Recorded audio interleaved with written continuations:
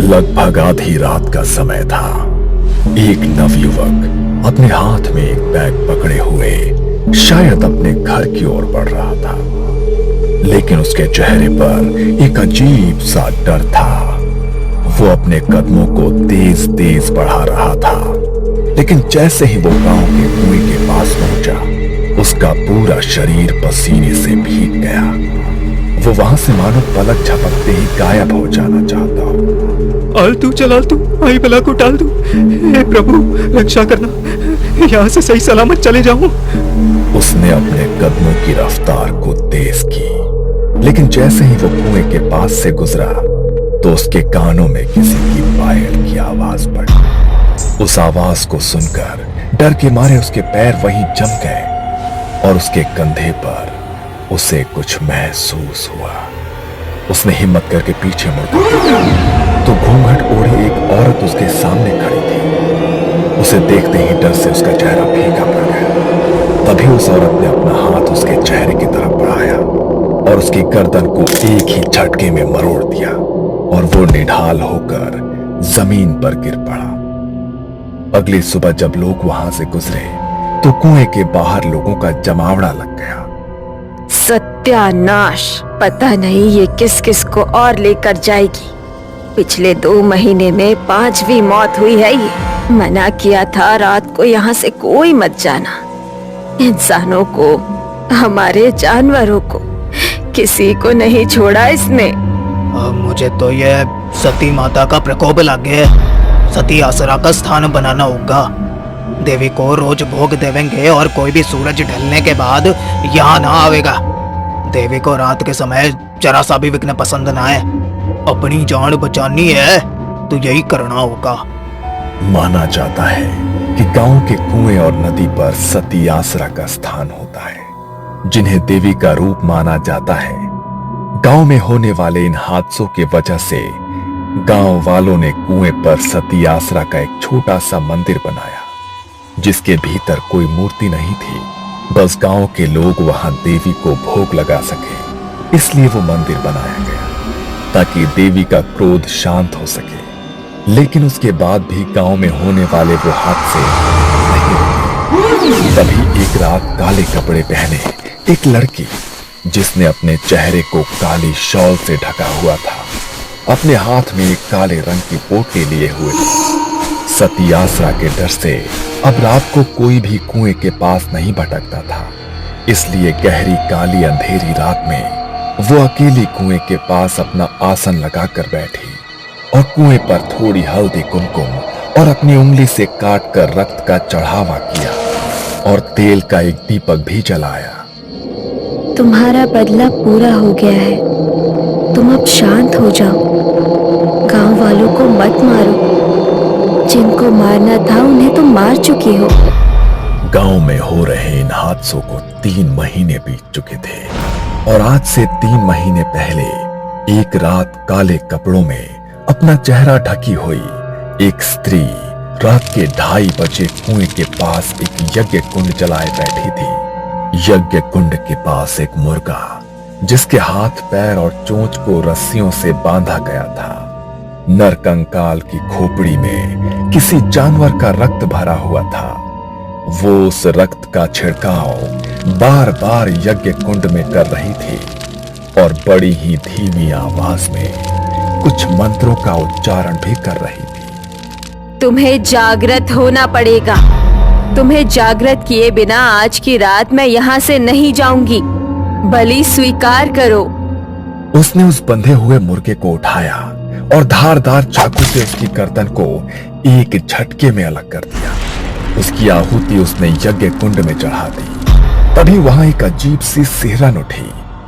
रात के सन्नाटे में मानो कोई दबी आवाज उसे सुनाई देने लगी।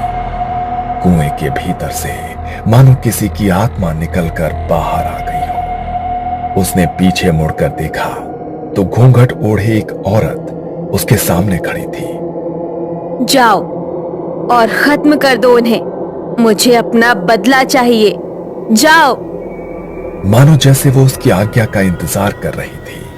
उसके इतना कहते ही वो गांव की ओर बढ़ी और एक घर के बाहर जाकर रुक गई। दरवाजे पर ठक ठक की आवाज हुई। अरे इतनी रात को कौन आया है?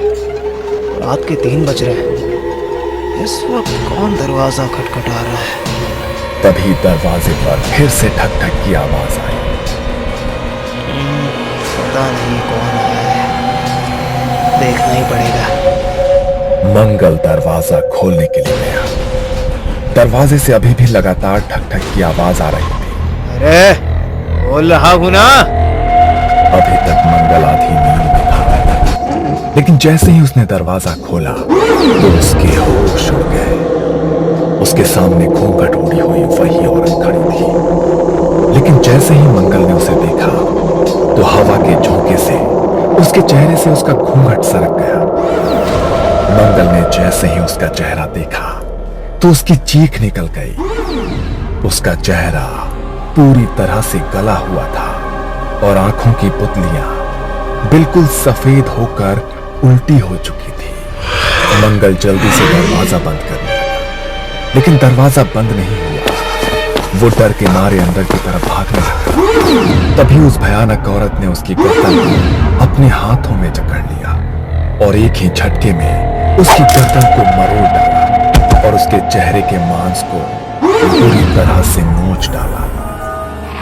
दर्द के मारे पूरे घर में उसकी चीख गूंज गई और कुछ देर उसकी दर्द भरी चीखों के बाद सब कुछ बिल्कुल शांत हो गया। अगली सुबह जब परिवार वाले घर पहुंचे तो उसका ऐसा हाल देखकर उनके पैरों तले जमीन खिसक गई। ये क्या हो गया मेरे भाई को? तुझे इतनी बेरहमी से किसने मार डाला मेरे भाई? किसने मार डाला तुझे? अभी तो सिर्फ इसकी जान गई है, अभी तो तेरा मरना बाकी है। जितनी बेरहमी से इसकी मौत हुई है, उससे ज्यादा बेरहमी से अब तू मारा जाएगा। राजेश अपने भाई से लिपटकर बिलख बिलख कर रो रहा था। उसने गांव वालों के साथ जाकर अपने भाई का अंतिम संस्कार किया। रात को वो अपने भाई की तस्वीर को अपने हाथों में लिए रो रहा था। मत रो बेटा, भगवान ने हमारी जिंदगी में यही दुख लिखा था। पहले मेरा बड़ा बेटा चल बसा और अब मंगल। ना जाने किसका श्राप लग गया है हमारे घर को। एक के बाद एक अनहोनी घटती ही जा रही है। मंगल की मौत कोई सामान्य मौत नहीं है माँ। किसी ने जानबूझकर मारा है उसे। उसकी हालत नहीं देखी क्या तुमने? कैसे उसके चेहरे पर पूरा मांस नोचा हुआ था। मैं वो फिर से याद नहीं करना चाहता हूँ माँ, लेकिन जिसने भी मेरे भाई के साथ ऐसा किया है, मैं उसे ढूंढ कर निकालूंगा। नहीं छोड़ूंगा उसे माँ, मैं नहीं छोड़ूंगा उसे। उन दोनों की आंखों के आंसू रुकने का नाम नहीं ले रहे थे।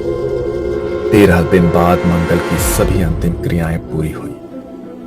घर में बिल्कुल सन्नाटा पसरा हुआ था। राजेश अपनी मां के कमरे में एक गद्दा डालकर सोया हुआ था। तभी रात के लगभग 3 बजे दरवाजे पर वही ठक ठक की आवाज हुई। उस आवाज से राजेश की नींद टूट गई।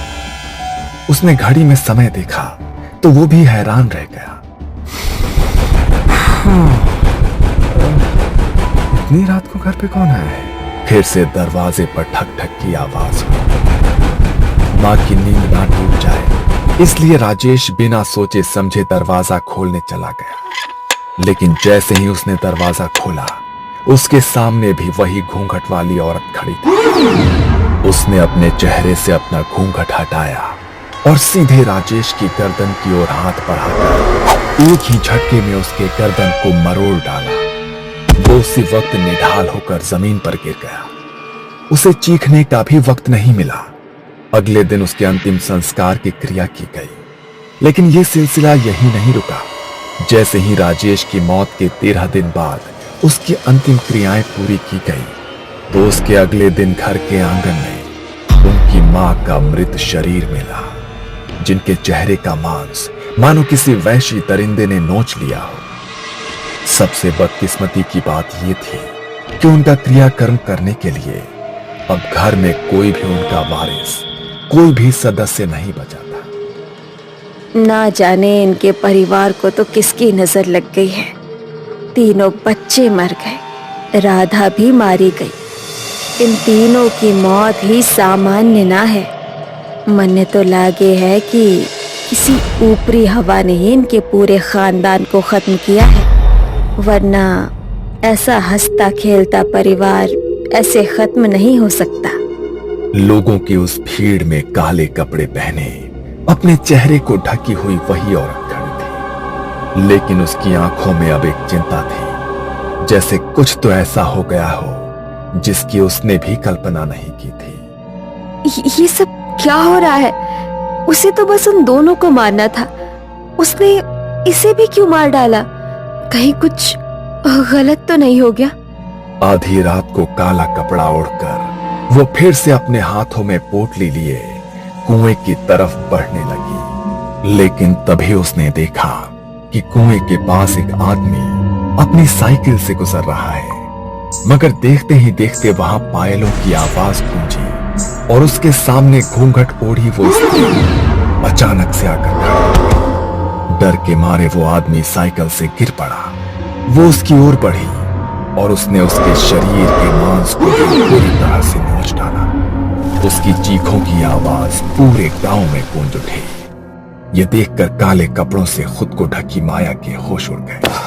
वो तुरंत ही वहां से भागकर अपने घर पहुंची। डर के मारे उसका पूरा शरीर कांप रहा था और आवाज हाँफ रही थी। ये सब क्या हो रहा है? मुझे उसे शांत करना होगा, वरना जो भी अब उस कुएं के पास से गुजरेगा वो उन सबको मार डालेगी। उसने उसे शांत करने की बहुत बार कोशिश की, लेकिन गांव में होने वाली मौतों की संख्या कम होने की बजाय दिन प्रतिदिन बढ़ती जा रही थी। इन हादसों को 3 महीने बीत चुके थे। माया अब अपनी आंखों के सामने किसी और को बलि चढ़ते हुए नहीं देखना चाहती थी, इसलिए आज उसकी शांति के लिए माया कुएं के पास बैठकर यज्ञ कर रही थी। तुम्हारा बदला पूरा हो गया है, तुम अब शांत हो जाओ। गांव वालों को मत मारो, जिनको मारना था उन्हें तुम मार चुकी हो। अब क्यों तुम गांव वालों की बलि देने पर तुली हो? तभी अचानक वहां बहुत जोर से हवा चलने लगी, जैसे कोई उसे अपनी मौजूदगी का एहसास कराना चाहता हो। कुएं की मंडेर पर जल रहा वो दीपक हवा के झोंके से बुझ गया और उसे भी अपने आसपास पायल की आवाज सुनाई देने लगी। उसने पीछे मुड़कर देखा तो वही औरत उसके सामने खड़ी थी। उसके चेहरे से घूंघट हट चुका था और उसका भयानक चेहरा गुस्से में उसे ही देख रहा था। देखो, तुम्हें शांत होना होगा। तुम अपनी छोटी बहन को इस तरह नहीं मार सकती। मैंने तो बस तुम्हारे बदले के लिए तुम्हें जागृत किया था। तुम दूसरों की जान क्यों ले रही हो? उन्होंने तुम्हारे साथ जो किया उसका बदला ले लिया है ना तुमने? आज से 4 महीने पहले गांव के एक घर में मातम का माहौल था। घर के बड़े बेटे का उसकी शादी के कुछ समय बाद ही निधन हो गया था। घर में 2 जवान बेटे थे, जिनकी नजर अपनी विधवा जवान भाभी पर पड़ गई थी। मंजू अपने पति की मौत के गम में खुद को अपने कमरे में बंद किए बस रोए ही जा रही थी। तभी उसके दरवाजे पर जोर जोर से खटखट की आवाज हुई। उस खटखट की आवाज से मंजू अचानक से सहम गई और दीवार की तरफ घिसटती चली गई। उसने दरवाजा नहीं खोला। तभी अचानक 2 लोग दरवाजा तोड़कर अंदर आ गए। इतनी देर से हम लोग दरवाजा खटखटा रहे हैं, तुझे समझ में नहीं आ रहा है? हैं? तुझे क्या लगा था कि तू दरवाजा नहीं खोलेगी तो हम अंदर नहीं आ पाएंगे? हैं? देखो, ऐसा मत करो। मैं तुम्हारी भाभी हूँ। भाभी माँ के समान होती है। कुछ तो सोचो। चुप, बिल्कुल चुप। तो इस घर की बहू है। अब हमारा भाई तो मारा गया, अब तुम्हारे ऊपर हमारा भी तो कुछ हक हुआ ना। अब अपने ये आंसू बंद करो। वो दोनों किसी शैतान की तरह हंसते हुए मंजू की तरफ बढ़ने लगे। मंजू इस तरह अपनी इज्जत को अपने हाथों बर्बाद होते नहीं देख सकती थी। उसने उन्हें धक्का मारा और बाहर की तरफ भाग लिया। वो दोनों भी उसके पीछे पीछे भागे। उनसे अपना पीछा छुड़ाने के लिए वो गांव के कुएं की तरफ दौड़े और उनसे अपना रक्षण करने के लिए कुएं के अंदर कूद गई। अब क्या करें? ये तो कुएं में कूद गई भाई। अरे अब कूद गई तो कूद गई, जल्दी निकल यहाँ से, वरना अगर किसी ने देख लिया ना तो इसके मरने का इल्जाम हमारे ऊपर ही लग जाएगा। मैं अच्छी तरह जानती हूँ कि क्यों मरी है मेरी बहन और कौन है उसकी मौत का जिम्मेदार। तेरी मौत का बदला तो मैं लेकर रहूंगी मेरी बहन। माया अब अपनी बहन की आत्मा को जागृत करके उसकी मौत का बदला तो ले चुकी थी, लेकिन उसने अपनी बहन की आत्मा को जिन तांत्रिक विधियों के जरिए जागृत किया था उसे शांत कर पाना अब उसके लिए नामुमकिन हो गया था। वो अपने कमरे में घबराई हुई बैठी थी। तभी रात के लगभग 1:30 बजे किसी ने उसका दरवाजा खटखटाया। इतनी रात के कौन आया है? माया ने जाकर दरवाजा खोला तो घूंघट के अंदर वो आत्मा अब उसके सामने खड़ी। उसे देखकर माया के रोंगटे खड़े हो गए। तुम नहीं नहीं, देखो तुम मुझे नहीं मार सकती। मैंने तो तुम्हें इसलिए जागृत किया था ताकि तुम अपनी मौत का बदला ले सको। होश में आओ। मृत्यु के बाद आत्मा किसी की सगी नहीं होती। माया ने उसे जागृत तो कर दिया, लेकिन अंत में वो खुद भी उसकी मौत का कारण बन गई। उसने अपने हाथ माया की गर्दन की तरफ बढ़ाए और एक ही झटके में उसके गर्दन को भी मरोड़ डाला और माया की कुछ आखिरी चीखों के बाद सब कुछ बिल्कुल शांत हो गया। कहा जाता है कि गांव के लोगों ने डर के मारे पूरे गांव को खाली कर दिया और दूसरी जगह स्थानांतरित हो गए, लेकिन लाल घूंघट में वो आत्मा आज भी उस गांव में भटकती रहती है और जो भी उसके सामने आता है उसे वो मौत के घाट उतार दे।